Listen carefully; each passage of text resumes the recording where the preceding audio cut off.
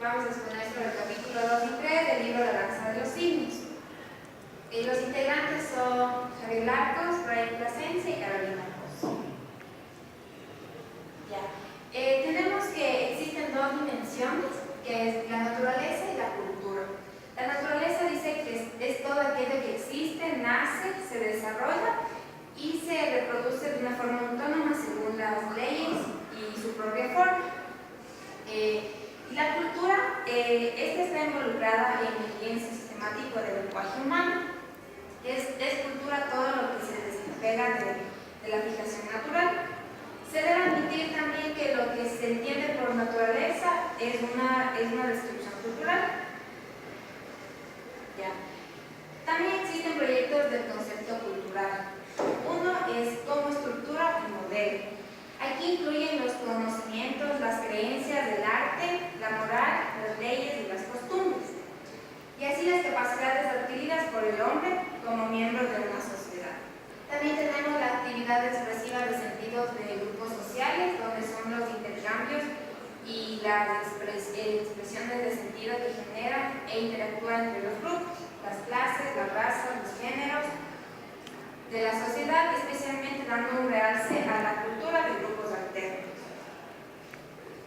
También tenemos que los juegos semióticos de los lenguajes culturales, que son tres: los universos semánticos, que son redes de significación tejidas por los seres humanos, por ejemplo, la lengua, cómo nosotros nos desarrollamos con nuestro entorno, con la sociedad. El otro es el sentido y la lengua, que es todo aquello que de alguna manera expresa la actividad creadora de hombres y mujeres. Ahí está involucrado el sentido. Entonces, como un ejemplo puede ser la vida en el hogar, el arte, el baile, el carnaval. Aquí también se pueden añadir las costumbres, las culturas que existen en diferentes comunidades. La otra es la cultura y fuerza pragmática del lenguaje. Aquí se habla de las acciones comunicativas, no solo son sistemas de signos para armar sintaxis de mensajes, sino también ellas construyen sobre todo el uso de los lenguajes y se inscriben en una dimensión pragmática.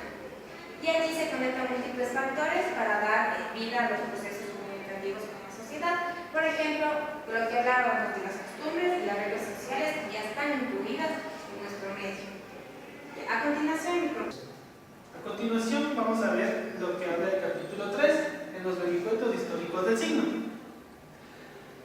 Aquí hay una diferencia, ya que se dan los signos referentes a la filosofía griega, que está Platón, en la cual afirma que los conocimientos se dan a partir desde el alma. Aristóteles dice que la verdad se puede conocer de mayor o menor manera, y da lo que es la retórica, en la cual es la técnica para comunicar con claridad los argumentos que se van a dar. Los estoicos basaron su pensamiento entre el signo, significado y significante. Los pensadores del medioevo, aquí se da una introducción con San Agustín, el cual explica el signo a través de dos obras, que es el maestro y la doctrina cristiana. El maestro dice que va a explicar el lenguaje mediante tres aspectos importantes, que es la locución, la palabra interior y la fuerza recursiva. En el medioevo está Tomás de Aquino, en el cual va a tomar dos aspectos importantes, que es el núcleo esencial y las palabras, para que así haya un vehículo de acceso a los conocimientos ya adquiridos. William de Ockham fundamenta lo que es la primicia del conocimiento individual. Asimismo, da dos aspectos de conocimientos, que es el conocimiento intuitivo, que dice que poseemos para realizar cosas concretas, exigentes y contingentes, y el conocimiento abstracto, que es universal y necesario para todas las personas. Juan de Santo Tomás define el signo como los instrumentos que utilizan el conocimiento para el arte. En el siglo XVII y en el siglo XVIII van a aportar lo que es Descartes y Porter de Royal. Descartes opina que las personas tienen dos tipos de esencia: La ciencia o sustancia, la sustancia la cual es inmaterial, que es el pensamiento, y la sustancia material es lo que ocupa un lugar en el espacio. Paul Royan habla sobre la gramática general, en la cual dice que es aplicable en la lengua y en la gramática particular. El lenguaje se convierte en un reflejo del pensamiento y el signo se construye a partir de la profundidad de la mente. A continuación, mi compañero. Puedo hablarles sobre el empirismo inglés. Aquí uno de sus autores principales es Thomas Hobbes. Él es uno de los principales filósofos que tiene que ver con esto. Sin embargo, en nuestra doctrina de semiótica, él habla con un pensamiento racionalista. Entonces, básicamente, él dice que toda realidad es un proceso corpóreo y que las palabras designan objetos. Y en síntesis, para Hobbes, las palabras son signos de los conceptos que sirven para conservar los pensamientos en la memoria y comunicarlos a los demás. Él habla sobre, después hay otro autor que es John Locke. Él habla sobre la percepción, que es el primer paso hacia el conocimiento, a la primera operación de todas nuestras facultades intelectuales. Las palabras, dice que sirven como objetos y para mostrar pensamientos y memoria y así podernos comunicar. Después de esto, también hay un gran teórico, el cual es Jean Baptiste, que él habla de una excepción. Él tiene una figura muy original del periodo moderno y sin duda la de este pensador napolitano es en varios puntos la filosofía de la época. Su obra principal fue Science Nouveau y en ella tiene la valoración de la ciencia histórica y humana en el ser que contiene una dimensión histórica expresiva a la sociedad. Él dice que la poesía en la niñez llegan a ser pensados como un lenguaje que cobra texto en una particular y en cada etapa de la vida.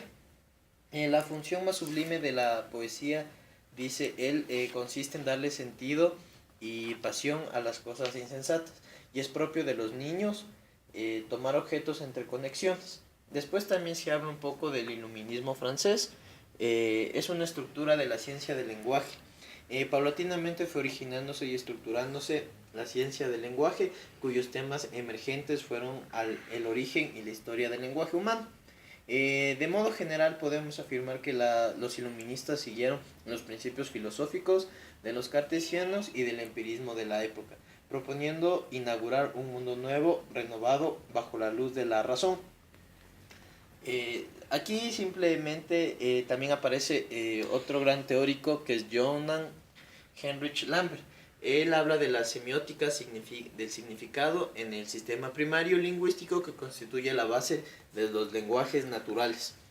Él dice que para él la semiótica significa un sistema totalmente primario, que considera la sensación como el grado inferior donde se indica el conocimiento, y a partir de ese peldaño, por un ámbito de reiteración, que él llega a la conclusión de que la mente humana va elaborando poco a poco un lenguaje simbólico. Los autores más fuertes y principales son Peirce y Saussure, ya que ellos desarrollaron las ideas de que los signos sobre su base en los anteriores signos. Ellos dicen que la semiótica moderna llegará a asumir el pensamiento más sólido. Previos a ellos, los aportes de algunos estudiosos consistieron fundamentalmente en desarrollar las ideas elaboradas en los siglos anteriores. Vamos a nombrar un grupo de pensadores alemanes que fueron los que más se destacaron en la reflexión de la matemática de la semiótica. No nombraremos a todos, pero yo he escogido a uno de los autores que yo pienso que son los que han aportado con sus aportes más fuertes. Estos son Immanuel Kant, que domina los signos en categorías a priori, y él dice que son de carácter lógico y lingüístico y construcciones del pensamiento. Él habla sobre los signos distanciándolos de ciertas epistemologías que planteaban el estudio de la realidad evocadas sobre el objeto. Aquí también hace su aporte Kant, que dice que proporciona un enfoque nuevo desde la perspectiva del sujeto, definiendo en formas a priori, es decir, que los conceptos trascendentales a partir de los cuales el individuo están en condiciones a conocer lo que es real y lo que así no es real. Después tenemos a Wilhelm von Humboldt. Este es un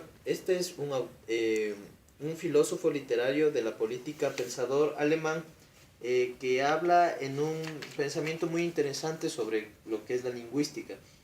Humboldt se interrogó sobre la naturaleza del lenguaje y rechazó las concepciones iluministas que consideraban los idiomas con una estructura psicológica universal. Su tesis revolucionaria fue considerando a la lengua como un mundo que tenía un sentido autónomo, sin relación alguna con su supuesta matriz universal. Aunque él dice que la capacidad para producir signos lingüísticos la tienen todos los sujetos y todos los pueblos, y dice que cada lenguaje es un sistema único e individual, y que los signos de cada persona, así como los sonidos verbales, pueden en un principio carecer de sentido y solo adquieren a su vez una parte de una estructura idiomática. Gracias a la función del pensamiento y a la mente humana, que es capaz de construir reglas gramáticas, por lo tanto una lengua está constituida por una estructura general y una forma individual en la que cada sujeto ve su realidad por sí mismo.